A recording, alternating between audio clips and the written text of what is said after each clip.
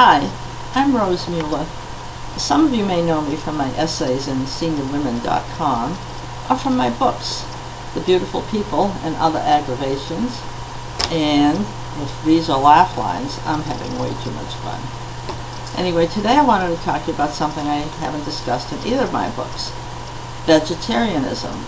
That is the case for vegetarianism, or not. I have a potentially life-threatening problem. The list of foods I can consume is becoming increasingly limited. No, my doctor hasn't added restrictions to my diet. It's simply that I find it more and more difficult to eat anything that was once alive. For instance, I love a good lobster roll, as long as I don't consider the source of its succulent filling. But to confront an actual lobster on my plate, mercilessly crack its shell, and then tear it limb from limb, I can't do it. It's barbaric. I lose my appetite completely, especially when I face the fact that the poor creature had just been boiled alive. The same is true of meats. I'm very fond of lean slices of pork arranged attractively on my plate, but I never ever want to see a pig sizzling on a spit, being ceremoniously carried to the luau pit, or resting on a platter with an apple in its mouth. And please don't remind me that the tender, juicy steaks that I'm so partial to came from Elsie, who had been grazing in a peaceful pasture not very long ago, or that the lamb kebabs were once an adorable, fleecy creature that followed Mary to school one day. As for poultry, please don't refer to breasts, thighs, or legs. Just ask if I prefer white or dark, and leave it at that. And should I eat an egg laid by a chicken before its demise? Is that better than letting it hatch into an orphan chick? Such a dilemma. I never used to have too much of a problem with fish, at least. You know, those tasty, broiled, breaded pieces of cod, the crunchy fish cakes, the scrumptious morsels floating in my chowder.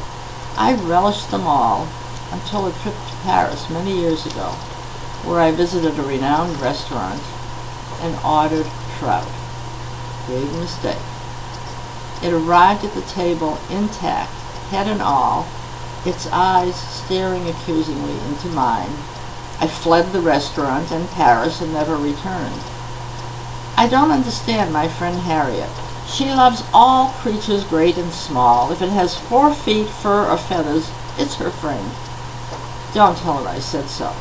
But I think the main reason is that it can't beat her at Scrabble or otherwise challenge her intellectually.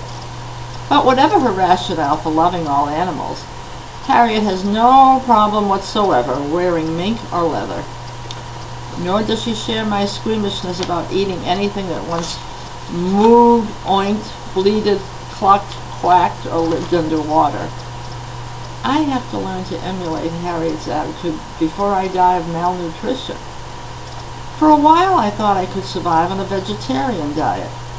I've been doing okay with that until recently, when I read about a study that claims that plants feel pain. Can you believe it? It must have some credibility. There's even a vegetable militant movement that has a website at vegetablecruelty.com. That's all I needed. Now what do? Do I bake the potato in a blistering oven, or fry it in deep fat? Do I steam the broccoli or boil it? Which is more humane? Do I chomp on the carrot sticks and tomatoes raw? Is that like eating them alive? Until I figure it all out, please don't serve me any fruits or veggies in recognizable form. Slice them, puree them, mash them, cover them with hollandaise sauce, pulverize them into soups. Just don't tell me what they are. Come to think of it, many nutritionists say that milk is the perfect food. Maybe I could subsist on that. It's not alive. Cows don't suffer to produce it. Oh, wait. I just made the mistake of Googling that question, and unfortunately, apparently I was wrong. I learned that 50% of calves born are male, and since they are worthless for milk production, they're slaughtered. And if that's not bad enough, the mother cows must suffer the trauma of having their babies taken away from them shortly after birth in order to maintain their milk production. How sad. I guess my only hope is to join a religious order which will convince me that it's okay to eat God's creatures, since the Bible states He placed them all on earth to sustain man. I'll try not to think about the fact that He didn't also specifically reference woman, and that many males believe that women were also created to sustain man. That's it for now. See you later.